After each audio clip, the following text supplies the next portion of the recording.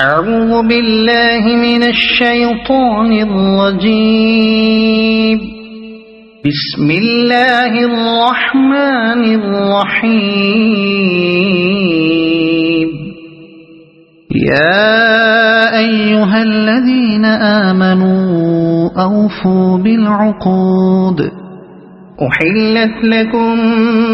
بهيمة الأنعام إلا ما يتلى عليكم غير محل الصيد وأنتم حرم. إن الله يحكم ما يريد. يا أيها الذين آمنوا لا تحلوا شعائر الله ولا الشهر الحرام ولا الهدي ولا القلائد ولا آمين البيت الحرام يبتغون فضلا من ربهم ورضوانا. وإذا حللتم فاصطادوا ولا يجرمنكم شنآن قوم أن صدوكم عن المسجد الحرام أن تعتدوا. وتعاونوا على البر والتقوى ولا تعاونوا على الإثم والعدوان. واتقوا الله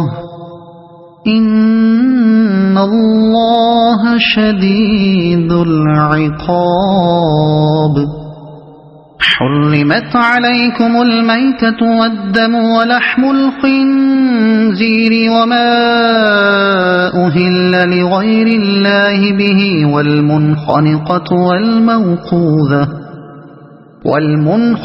والموقوذة والمتردية والنطيحة وما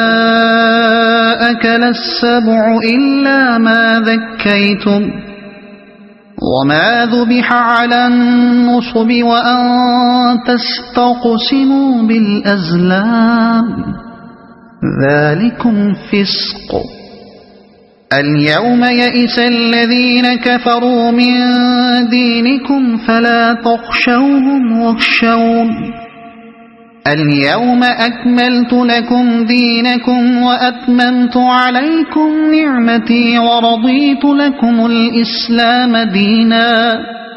فمن اضطر في مخمصة غير متجانف لإثم فإن الله غفور رحيم. يسألونك ماذا أحل لهم قل أحل لكم الطيبات وما علمتم من الجوارح مكلبين تعلمونهن مما علمكم الله فكلوا مما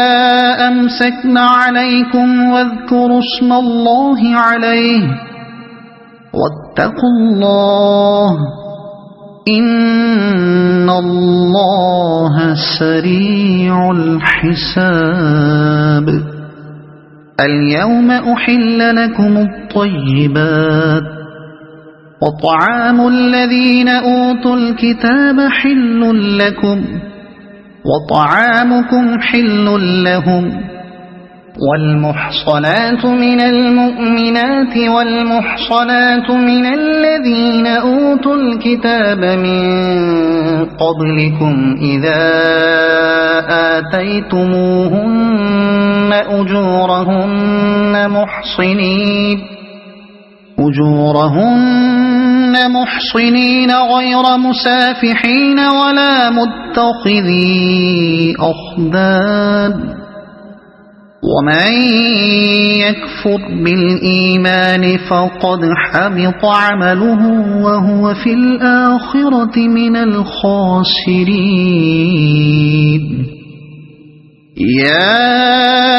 أيها الذين آمنوا إذا قمتم إلى الصلاة فاغسلوا وجوهكم وأيديكم إلى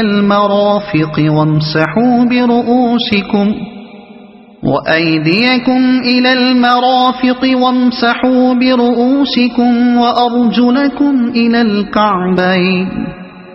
وإن كنتم جنبا فاطهروا وإن كنتم مرضى أو على سفر أو جاء أحد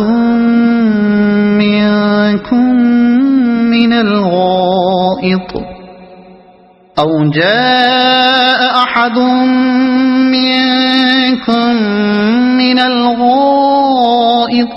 لامستم النساء فلم تجدوا ماء فتيمموا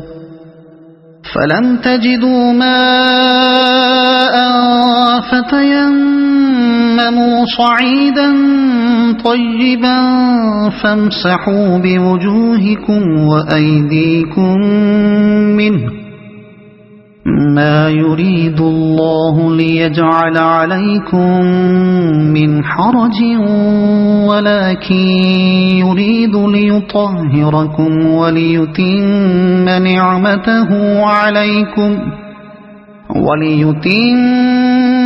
نعمته عليكم لعلكم تشكرون واذكروا نعمة الله عليكم وميثاقه الذي واثقكم به إذ قلتم سمعنا وأطعنا واتقوا الله إن الله عليم بذات الصدور يا أيها الذين آمنوا كونوا قوامين لله شهداء بالقسط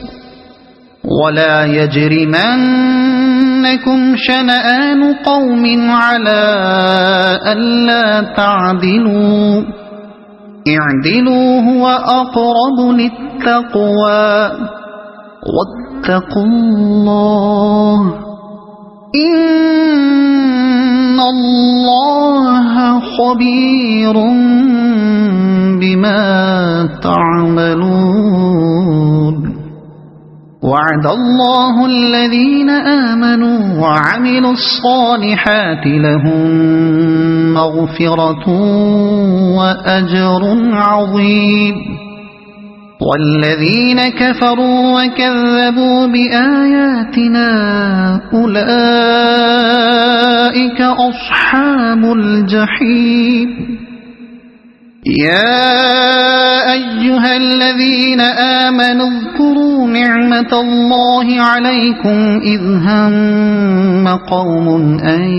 يبسطوا إليكم أيديهم فكف أيديهم عنكم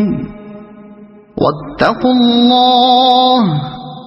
وعلى الله فليتوكل المؤمنون ولقد أخذ الله ميثاق بني إسرائيل وبعثنا منهم 12 نقيبا وقال الله إني معكم لئن أقمتم الصلاة وآتيتم الزكاة وآمنتم برسلي وعزرتموهم وأقرضتم الله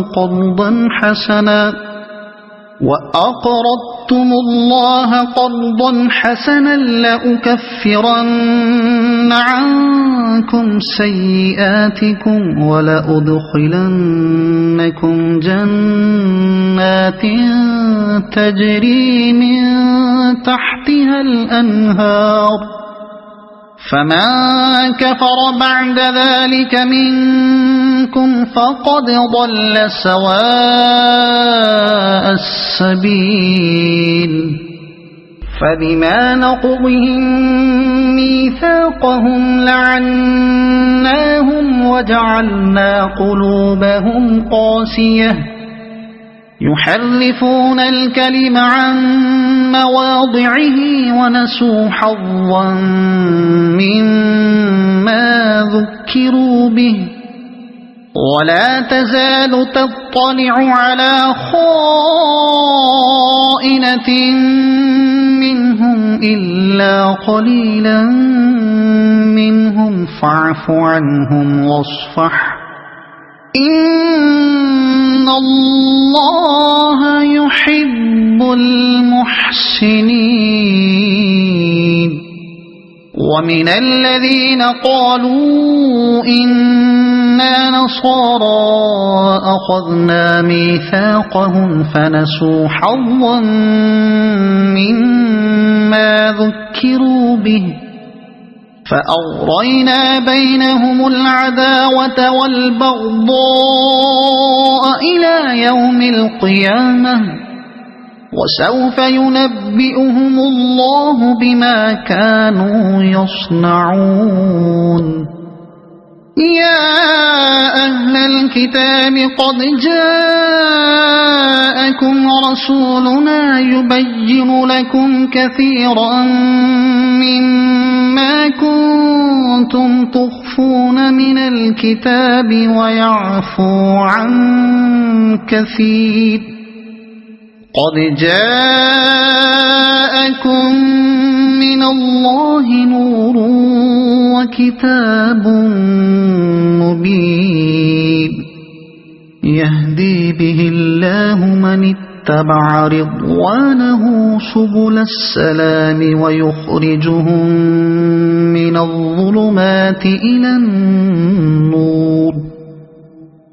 الظلمات إلى النور بإذنه ويهديهم إلى صراط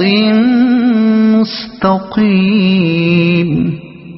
لقد كفر الذين قالوا إن الله هو المسيح ابن مريم قل فمن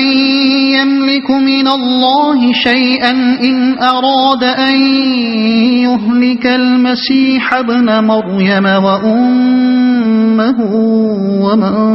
في الأرض جميعا ولله ملك السماوات والأرض وما بينهما يخلق ما يشاء والله على كل شيء قدير وقالت اليهود والنصارى نحن أبناء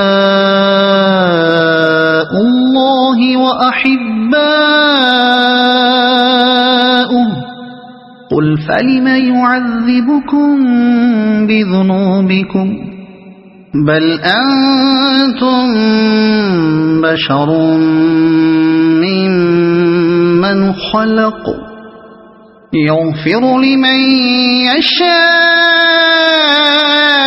ويعذب من يشاء ولله ملك السماوات والأرض وما بينهما وإليه المصير يا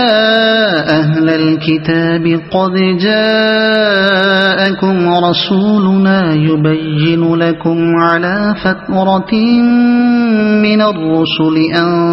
تقولوا ما جاءنا من بشير ولا نذير فقد جاءكم بشير ونذير والله على كل شيء قدير وإذ قال موسى لقومه يا قوم اذكروا نعمة الله عليكم إذ جعل فيكم أنبياء وجعلكم ملوكا وآتاكم ما لم يؤت أحدا من العالمين يا قوم ادخلوا الأرض المقدسة التي كتب الله لكم ولا ترتدوا على أدباركم فتنقلبوا خاسرين قالوا يا موسى إن فيها قوما جبارين وإنا لن ندخلها حتى يخرجوا منها فإن يخرجوا منها فإنا داخلون قال رجلان من الذين يخافون أنعم الله عليهم ادخلوا عليهم الباب فإذا دخلتموه فإنكم غالبون وعلى الله فتوكلوا إن كنتم مؤمنين قالوا يا موسى إنا لن ندخلها أبدا ما داموا فيها فاذهب أنت وربك فقاتلا إنا هاهنا قاعدون قال رب إني لا أملك إلا نفسي وأخيه فافرق بيننا وبين القوم الفاسقين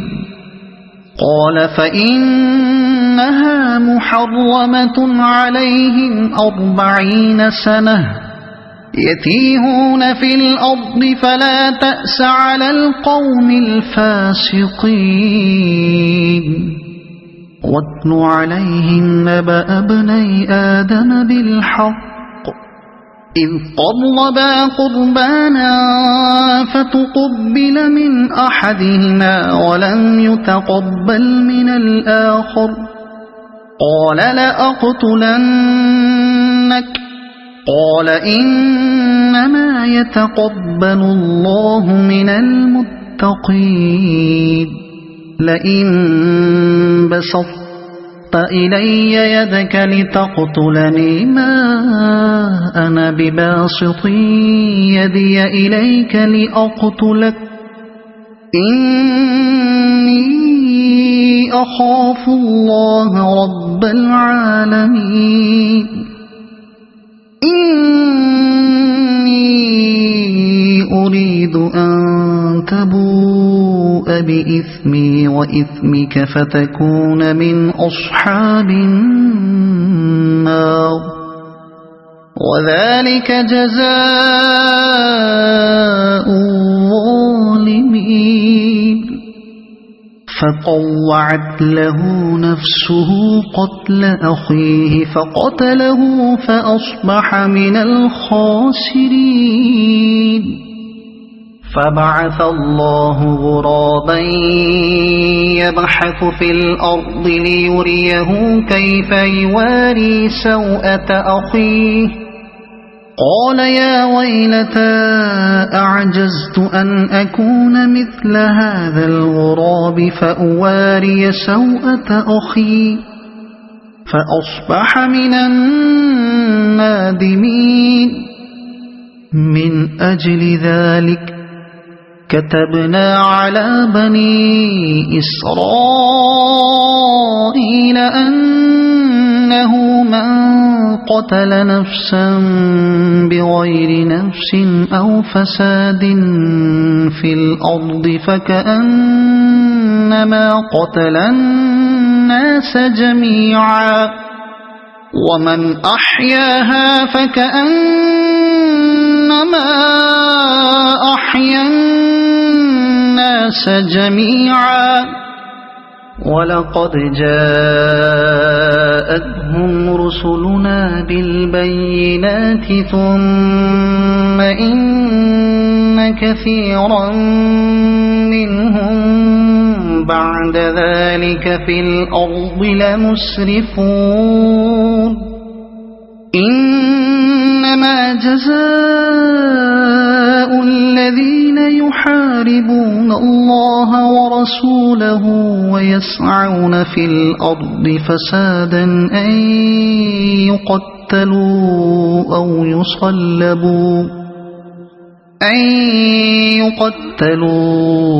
أو يصلبوا أو تقطع أيديهم وأرجلهم من خلاف أو ينفوا من الأرض ذلك لهم خزي في الدنيا ولهم في الآخرة عذاب عظيم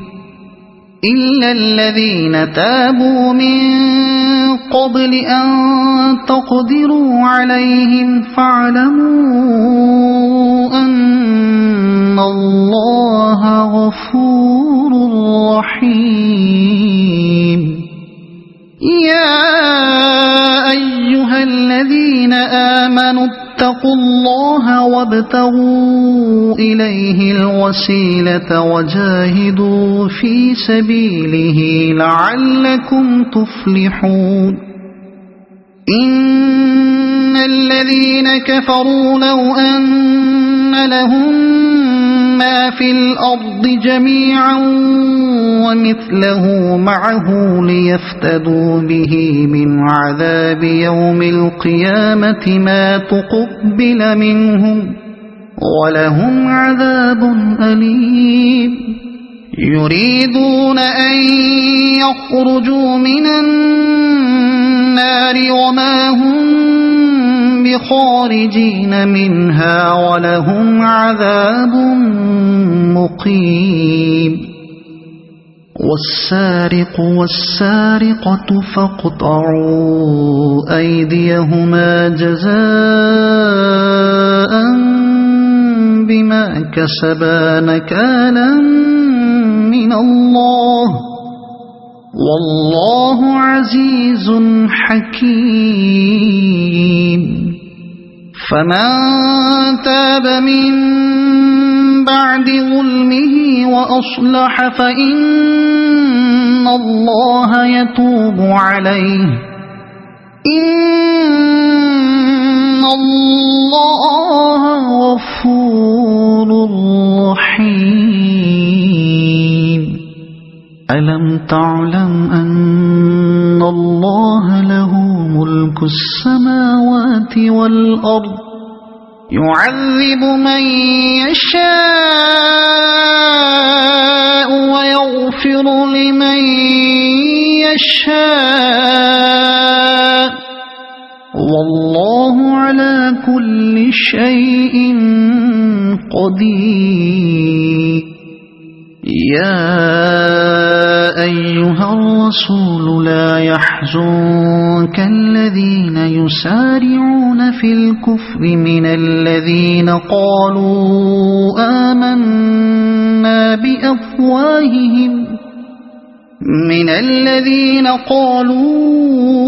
آمنا بأفواههم ولم تؤمن قلوبهم ومن الذين هادوا سماعون للكذب سماعون لقوم آخرين لم يأتوك يحرفون الكلم من بعد مواضعه يقولون إن أوتيتم هذا فخذوه وإن لم تؤتوه فاحذروا ومن يرد الله فتنته فلن تملك له من الله شيئا أولئك الذين لم يرد الله أن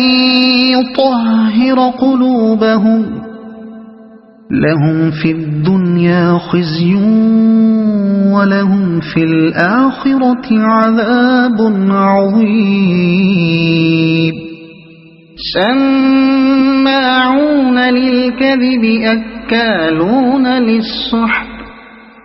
فإن جاءوك فاحكم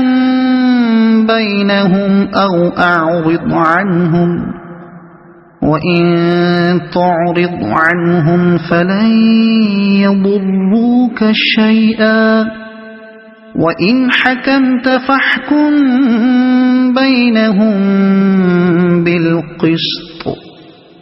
إن الله يحب المقسطين وكيف يحكمونك وعندهم التوراة فيها حكم الله ثم يتولون من بعد ذلك وما أولئك بالمؤمنين إنا أنزلنا التوراة فيها هدى ونور يحكم بها النبيون الذين أسلموا للذين هادوا والربانيون والأحبار بما استحفظوا من كتاب الله وكانوا عليه شهداء فلا تخشوا الناس واخشوني ولا تشتروا بآياتي ثمنا قليلا ومن لم يحكم بما أنزل الله فأولئك هم الكافرون وكتبنا عليهم فيها أن النفس بالنفس والعين بالعين والأنف بالأنف والأذن بالأذن والسن بالسن والجروح قصاص فمن تصدق به فهو كفارة له ومن لم يحكم بما أنزل الله فأولئك هم الظالمون وقفينا على آثارهم بعيسى ابن مريم مصدقا لما بين يديه من التوراة وآتيناه الإنجيل فيه هدى ونور ومصدقا لما بين يديه من التوراة وهدى وموعظة للمتقين وليحكم أهل الإنجيل بما أنزل الله فيه ومن لم يحكم بما أنزل الله فأولئك هم الفاسقون وأنزلنا إليك الكتاب بالحق مصدقا لما بين يديه من الكتاب ومهيمنا عليه فاحكم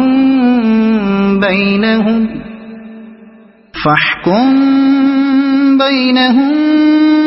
بما أنزل الله ولا تتبع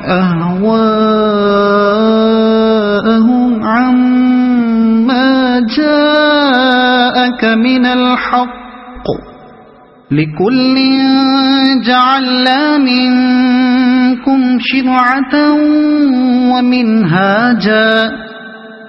ولو شاء الله لجعلكم أمة واحدة ولكن ليبلوكم فيما آتاكم فاستبقوا الخيرات إلى الله مرجعكم جميعا فينبئكم بما كنتم فيه تختلفون وأنحكم بينهم بما أنزل الله ولا تتبع أهواءهم واحذرهم أن يفتنوك عن بعد ما أنزل الله إليك فإن تولوا فاعلم أنما يريد الله أن يصيبهم ببعض ذنوبهم وإن كثيرا من الناس لفاسقون أفحكم الجاهلية يبغون ومن أحسن من الله حكما لقوم يوقنون يا أيها الذين آمنوا لا تتخذوا اليهود والنصارى أولياء بعضهم أولياء بعض ومن يتولهم منكم فإنه منهم إن الله لا يهدي القوم الظالمين فترى الذين في قلوبهم مرض يسارعون فيهم يقولون نخشى أن تصيبنا دائرة فعسى الله أن يأتي بالفتح أو أمر من عنده فيصبحوا على ما أسروا في أنفسهم نادمين ويقول الذين آمنوا أهؤلاء الذين أقسموا بالله جهد أيمانهم إنهم لمعكم حبطت أعمالهم فأصبحوا خاسرين يا أيها الذين آمنوا من يرتد منكم عن دينه فسوف يأتي الله بقوم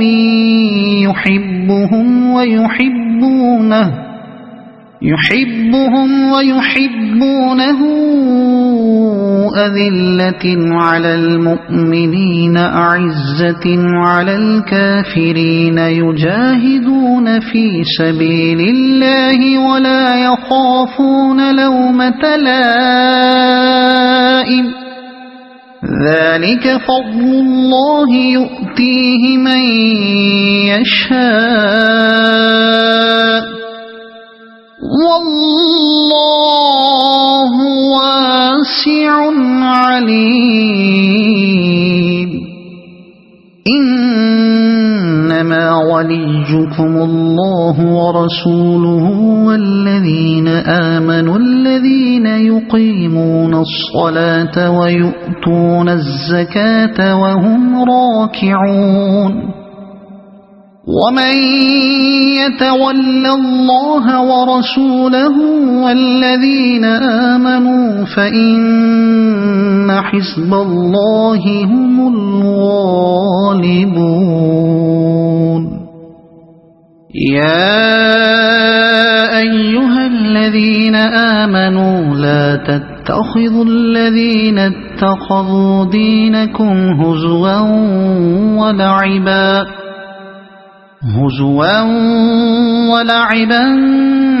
من الذين أوتوا الكتاب من قبلكم والكفار أولياء واتقوا الله إن كنتم مؤمنين وإذا ناديتم إلى الصلاة اتخذوها هزوا ولعبا ذلك بأنهم قوم لا يعقلون قل يا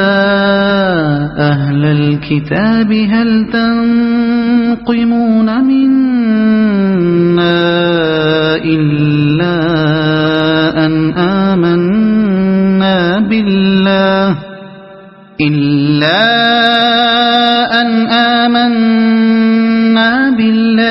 وما أنزل إلينا وما أنزل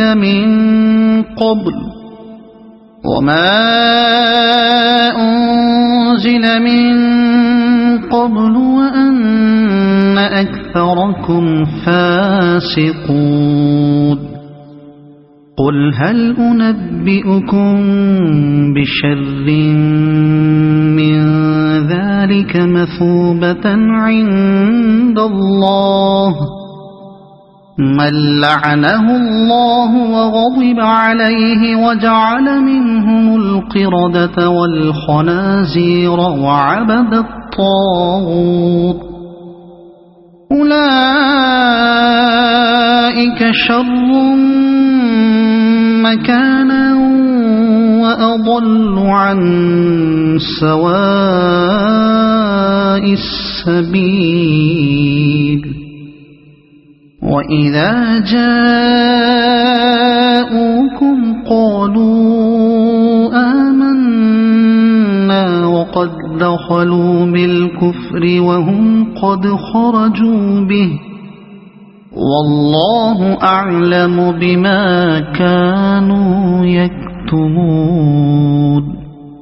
وترى كثيرا منهم يسارعون في الإثم والعدوان وأكلهم السحت لبئس ما كانوا يعملون لولا ينهاهم الربانيون والأحبار عن قولهم الإثم وأكلهم السحت لبئس ما كانوا يصنعون وقالت اليهود يد الله مغلولة غلت أيديهم ولعنوا بما قالوا بل يداه مبسوطتان ينفق كيف يشاء ولا يزيدن كثيرا منهم ما أنزل إليك من ربك طغيانا وكفرا وألقينا بينهم العداوة والبغضاء إلى يوم القيامة كلما أوقدوا نارا للحرب أطفأها الله ويسعون في الأرض فسادا والله لا يحب المفسدين ولو أن أهل الكتاب آمنوا واتقوا لكفرنا عنهم سيئاتهم ولأدخلناهم جنات النعيم ولو أنهم أقاموا التوراة والإنجيل وما أنزل إليهم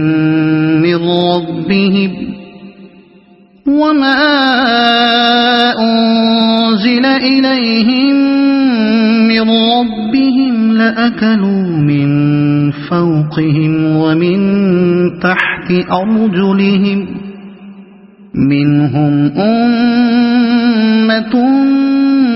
مقتصدة وكثير منهم ساء ما يعملون يا أيها الرسول بلغ ما أنزل إليك من ربك وإن لم تفعل فما بلغت رسالته والله يعصمك من الناس إن الله لا يهدي القوم الكافرين قل يا أهل الكتاب لستم على شيء حتى تقيموا التوراة والإنجيل وما أنزل إليكم من ربكم ولا يزيدن كثيرا منهم ما أنزل إليك من ربك طغيانا وكفرا فلا تأس على القوم الكافرين إن الذين آمنوا والذين هادوا والصابئون والنصارى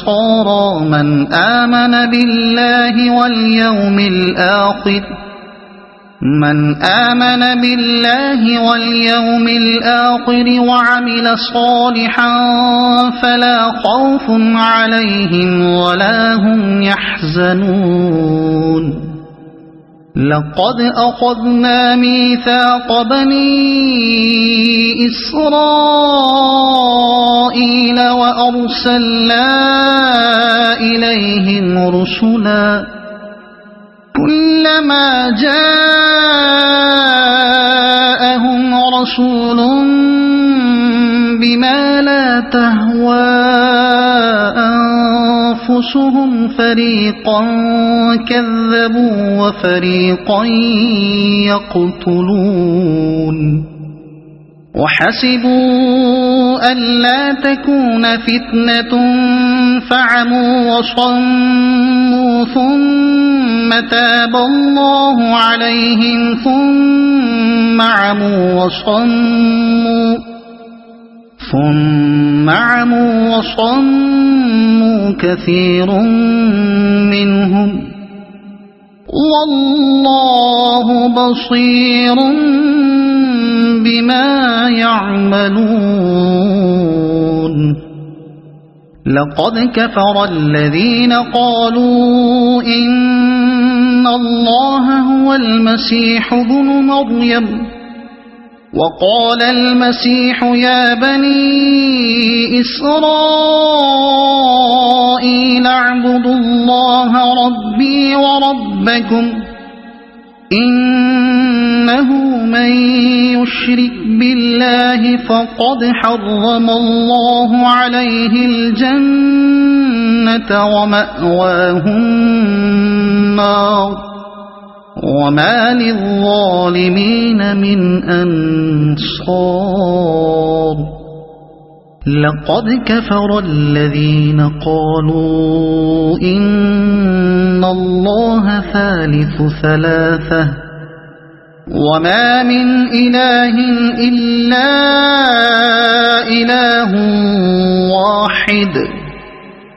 وإن لم ينتهوا عما يقولون ليمسن الذين كفروا منهم عذاب أليم أفلا يتوبون إلى الله ويستغفرونه والله غفور رحيم ما المسيح ابن مريم إلا رسول قد خلت من قبله الرسل وأمه صديقة كانا يأكلان الطعام انظر كيف نبين لهم الآيات ثم انظر أنى يؤفكون قل أتعبدون من دون الله ما لا يملك لكم ضرا ولا نفعا والله هو السميع العليم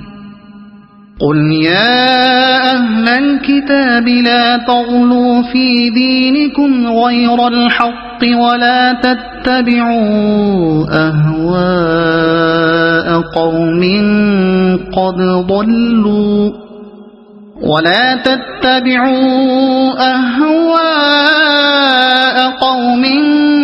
قد ضلوا من قبل وأضلوا كثيرا وضلوا عن سواء السبيل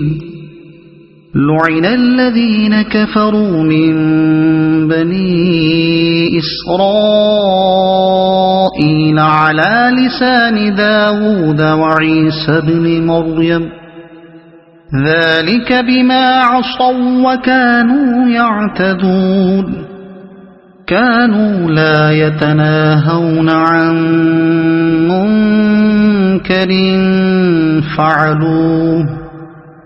لبئس ما كانوا يفعلون ترى كثيرا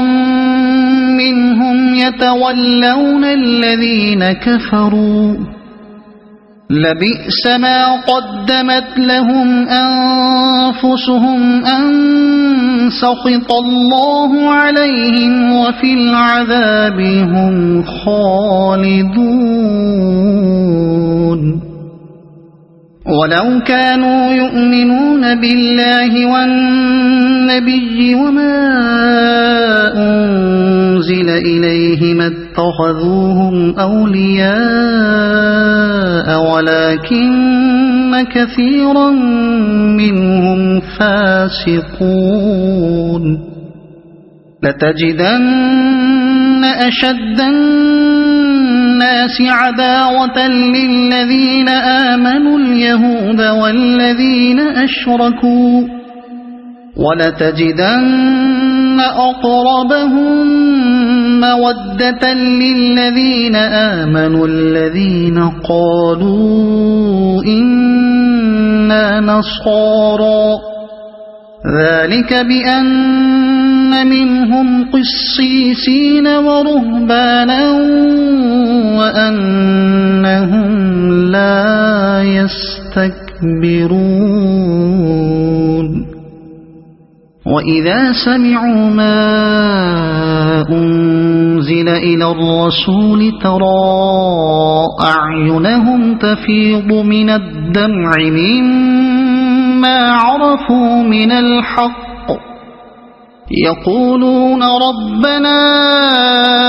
آمنا فاكتبنا مع الشاهدين وما لنا لا نؤمن بالله وما جاءنا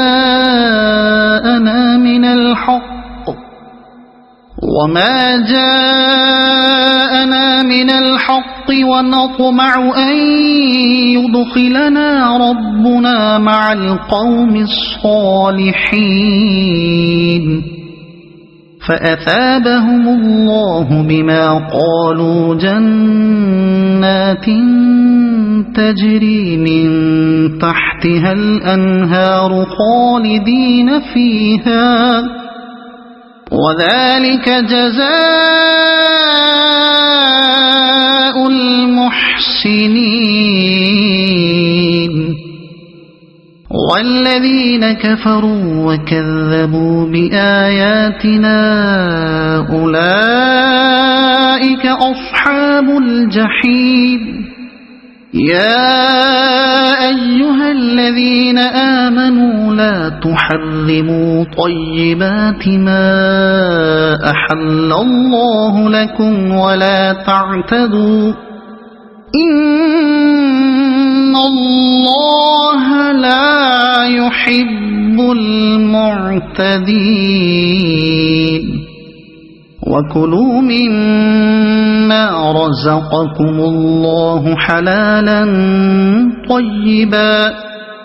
واتقوا الله الذي أنتم به مؤمنون لا يؤاخذكم الله باللغو في أيمانكم ولكن يؤاخذكم بما عقدتم الأيمان فكفارته إطعام 10 مساكين من أوسط ما تطعمون أهليكم أو كسوتهم أو تحرير رقبة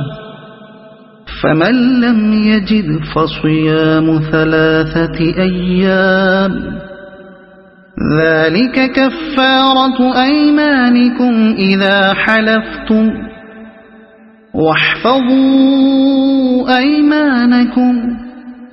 كذلك يبين الله لكم آياته لعلكم تشكرون يا أيها الذين آمنوا إنما الخمر والميسر والأنصاب والأزلام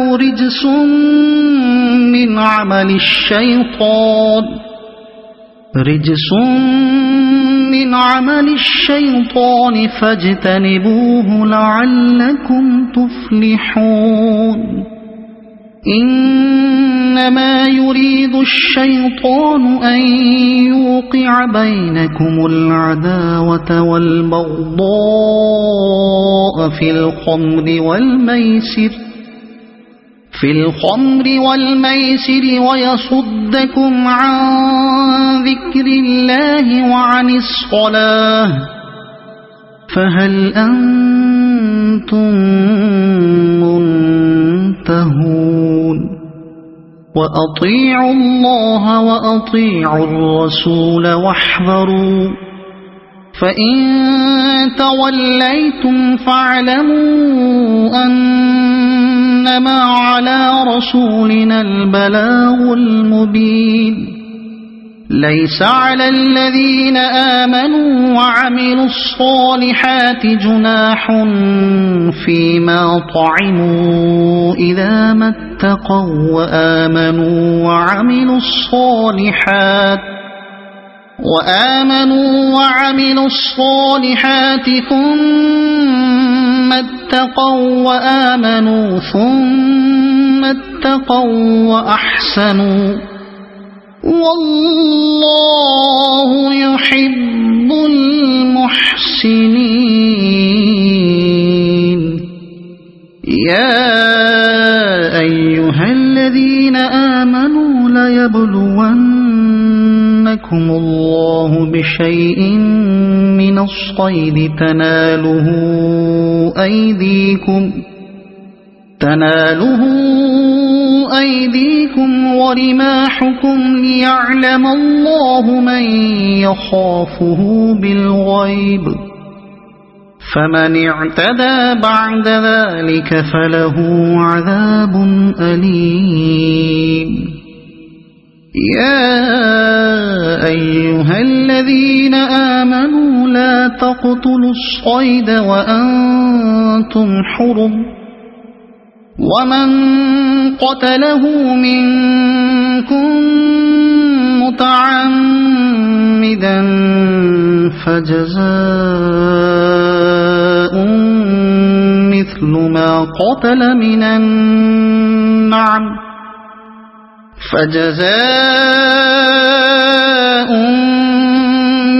ما قتل من النعم يحكم به ذوى عدل منكم هديا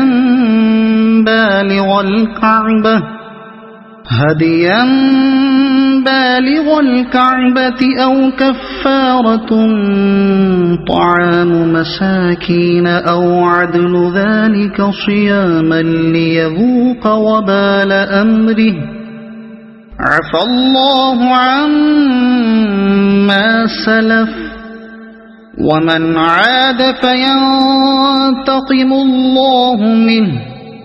والله عزيز ذو انتقام. أحل لكم صيد البحر وطعامه متاعا لكم وللسيارة وحرم عليكم صيد البر ما دمتم حرما واتقوا الله الذي إليه تحشرون. جعل الله الكعبة البيت الحرام قياما للناس والشهر الحرام والهدي والقلائد ذلك لتعلموا أن الله يعلم ما في السماوات وما في الأرض وأن الله بكل شيء عليم. اعلموا أن الله شديد العقاب وأن الله غفور رحيم. ما على الرسول إلا البلاغ والله يعلم ما تبدون وما تكتمون. قل لا يستوي الخبيث والطيب ولو أعجبك كثرة الخبيث فاتقوا الله يا أولي الألباب لعلكم تفلحون. يا أيها الذين آمنوا لا تسألوا عن أشياء إن تبد لكم تسؤكم وإن تسألوا عنها حين ينزل القرآن تبد لكم عفى الله عنها والله غفور حليم. قد سألها قوم من قبلكم ثم أصبحوا بها كافرين. ما جعل الله من بحيرة ولا سائبة ولا وصيلة ولا حام ولكن الذين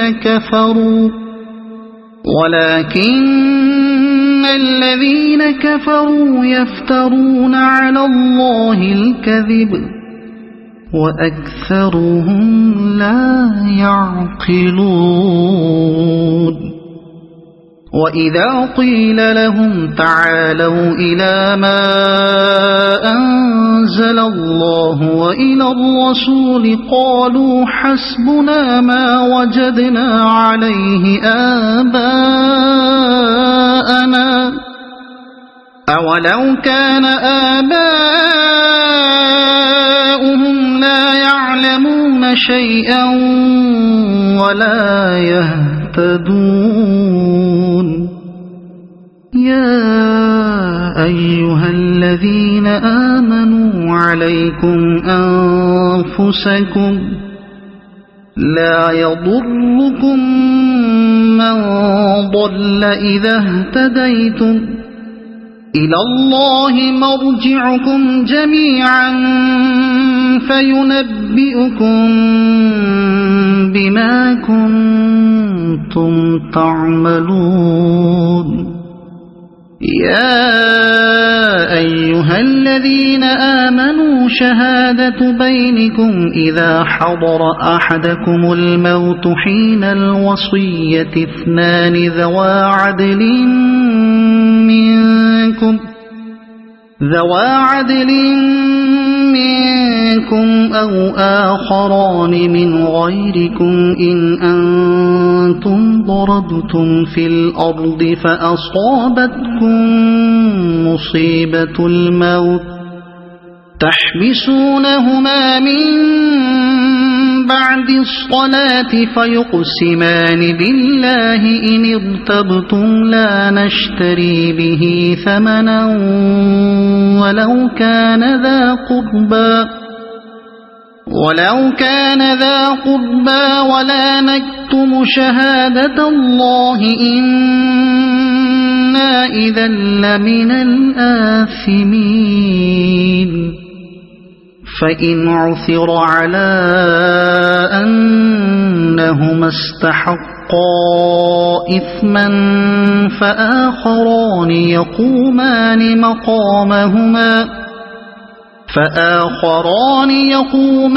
مقامهما من الذين استحق عليهم الأوليان فيقسمان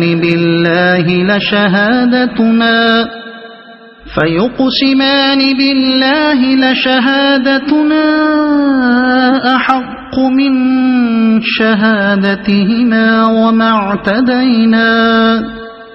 إنا إذا لمن الظالمين ذلك أدنى أن يأتوا بالشهادة على وجهها أو يخافوا أن ترد أيمان بعد أيمانهم واتقوا الله واسمعوا والله لا يهدي القوم الفاسقين يوم يجمع الله الرسل فيقول ماذا أجبتم قالوا لا علم لنا إنك أنت علام الغيوب إذ قال الله يا عيسى ابن مريم اذكر نعمتي عليك وعلى والدتك إذ أيدتك بروح القدس تكلم الناس في المهد وكهلا وإذ علمتك الكتاب والحكمة والتوراة والإنجيل وإذ تخلق من الطين كهيئة الطير بإذني فتنفخ فيها فتكون طيرا بإذني وتبرئ الأكمه والأبرص بإذني وإذ تخرج الموتى بإذني وإذ كففت بني إسرائيل عنك إذ جئتهم بالبينات فقال الذين كفروا منهم إن هذا إلا سحر مبين وإذ أوحيت إلى الحواريين أن آمنوا بي وبرسولي قالوا آمنا واشهد بأننا مسلمون إذ قال الحواريون يا عيسى ابن مريم هل يستطيع ربك أن ينزل علينا مائدة من السماء قال اتقوا الله إن كنتم مؤمنين قالوا نريد أن نأكل منها وتطمئن قلوبنا ونعلم أن قد صدقتنا ونكون عليها من الشاهدين قال عيسى ابن مريم اللهم ربنا أنزل علينا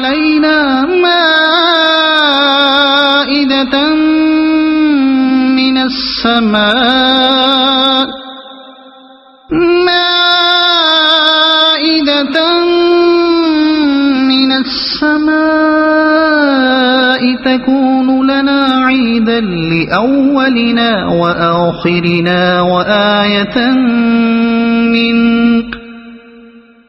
وارزقنا وأنت خير الرازقين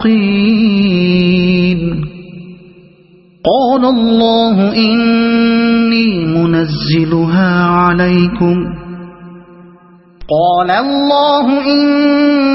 منزلها عليكم فمن يكفر بعد منكم فإني